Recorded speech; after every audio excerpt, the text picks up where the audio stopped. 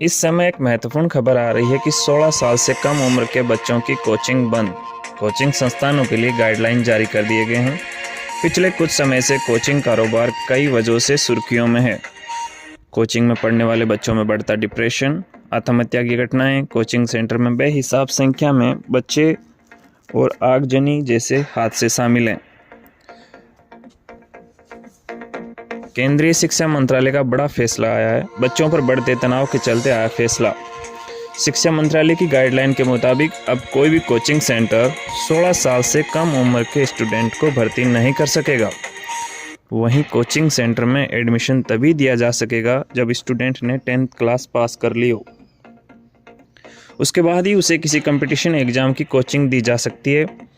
नई गाइडलाइन में रैंक या अच्छे नंबर दिलाने की गारंटी या गलत वादे करने पर भी रोक लगाई गई है। इसके साथ ही कोचिंग सेंटर को सुनिश्चित करना होगा कि वो सिर्फ ऐसे ट्यूटर को ही रखें जिनकी शैक्षणिक योग्यता कम से कम ग्रेजुएशन हो और कोई क्रिमिनल ऑफेंस रिकॉर्ड ना हो।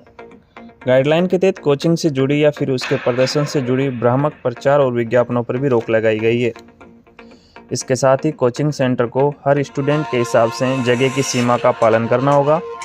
कोचिंग संस्थानों को एक वेबसाइट बनानी होगी जिस पर उनकी फीस, कोर्स ड्यूरेशन, टीचर्स और बाकी फैसिलिटीज़ की जानकारी देनी बताई गई है।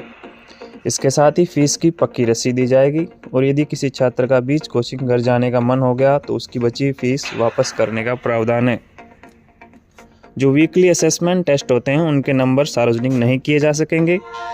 कोचिंग सेंटर में एक वीकली हॉलीडे अनिवार्य किया गया है जो स्टूडेंट्स और टीचर्स दोनों के लिए लागू है। और यह भी बताया गया है कि एक दिन में 5 घंटे से ज़्यादा क्लासेज नहीं होगी और ये क्लासेज ना तो अर्ली मॉर्निंग होगी और ना ही देर रात इवनिंग होगी, ताकि छात्र आराम कर सके और उन्हें स्ट्रेस ना हो।